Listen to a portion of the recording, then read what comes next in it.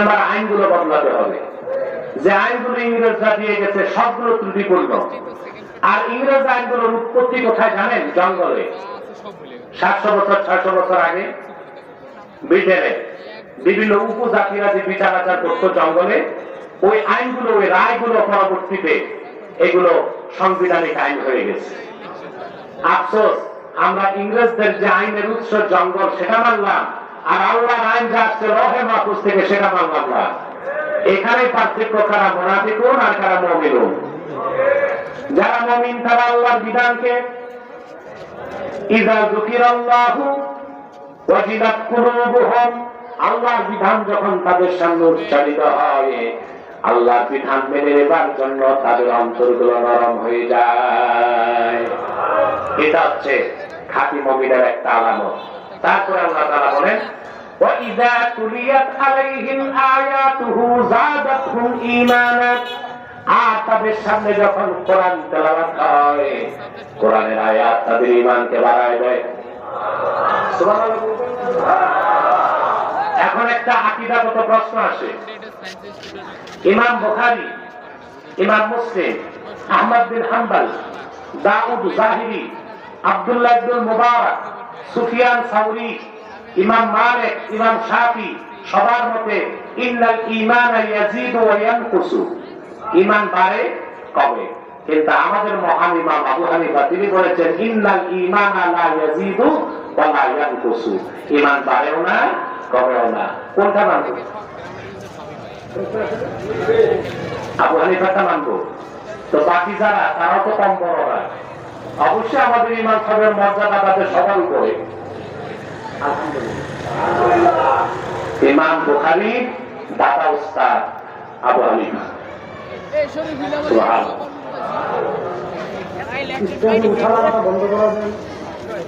সবাই বললো ইমান বাড়ে এবং আবু হানিফা বলছে ইমান বাড়ে না কমে।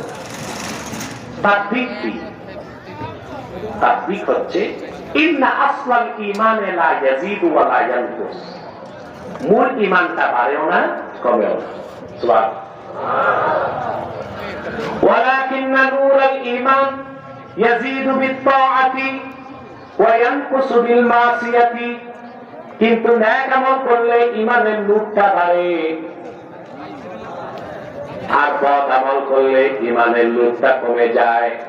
কিন্তু মূল ঈমান বাড়েও না কমেও না। বলেন সুবহানাল্লাহ। এই ব্যাখ্যা ইমাম আজমের কথা ঠিক, ইমাম বুখারীর কথা।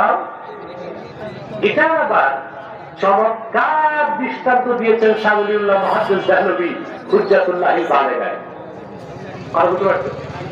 আপনার আলেমদেরকে আমার নসিহত থাকবে, নসিহত বা পরামর্শ, হুজ্জাতুল্লাহিল বালিগা পড়বেন। আলহামদুলিল্লাহ, শরীয়তের এমন জটিল ও কঠিন বিষয়গুলোর এত সুন্দর ব্যাখ্যা করছেন ইলমে মারিফতের দৃষ্টিকোণ থেকে, যা আপনি হুজ্জাতুল্লাহিল বালিগা না করলে বুঝবেন না এটা ইলমের কত বড় খনি। হুজ্জাতুল্লাহিল বালিগায় শাওলিউল্লাহ মুহাদ্দিস দেহলভী রাহমাতুল্লাহ লিখেছেন। বিষয়টা কি?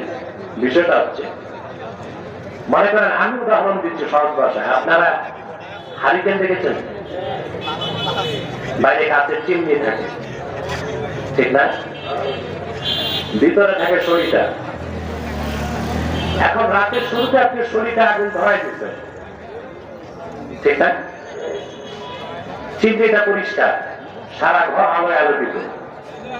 কিন্তু রাত 12টার পর দেখবেন ঘরে আলো কমে গেছে, ভিতরে সরিষার আগুন কমে না, ওটা যেমন ছিল তেমন আছে, কিন্তু চিমনিটা কালো হবার কারণে আলো বের হচ্ছে না।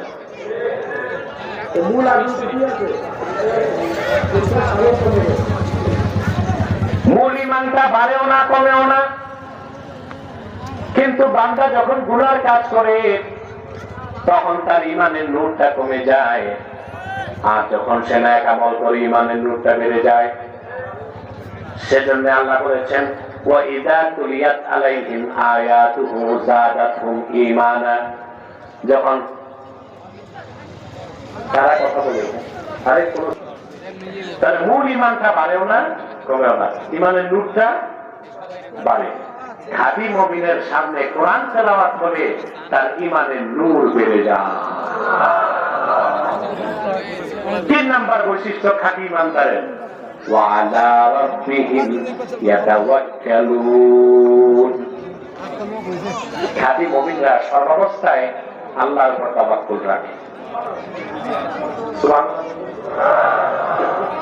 15 বছরে রাজনীতিবিদরা নিরাশ হয়ে গেছিল, গজব কবে সরবে, কিন্তু বাংলাদেশের হক্কানি আলেম ওলামারা এক মুহূর্তের জন্য নিরাশ হয় নাই। কারণ ওরা তো 72 থেকে 75 দেখছে, ইতিহাস জানা আছে। তারা নিরাশ হয় নাই, তারা ইস্তেকামতের সাথে অটল অবিচল ছিল। এই গজব দূর হবে ইনশাআল্লাহ। হয়েছে না? এই গজব দূর করার পিছনে কৃতিত্ব কোন দলের নাই, কোন মাস্টার মাইন্ড নাই। এই গজব থেকে বাংলাদেশ মুক্ত হয়েছে, আল্লাহর লানতে অপশক্তি পরাজিত হয়েছে, এই জাতি বিজয়ী হয়েছে। এখানে কোন দলের কৃতিত্ব নাই, কোন মাস্টার মাইন্ড নাই। এখন অনেকেই কৃতিত্ব নেবার চেষ্টা করছে, আমি এটা করছি, আমি ওইটা করছি, ঠিক না? এদেরকে কিন্তু সময় মতো খুঁজে পাবেন না। এটা বলতে বহুত কিছু বলবে যে হ্যান কারেঙ্গা ত্যান কারেঙ্গা বাস কি আন্দার পুষ্কুনি ভরাইঙ্গা বলবে, কিন্তু পাবেন না। যা হয় কার হুকুমে? তাওয়াক্কুল কার উপর করবেন?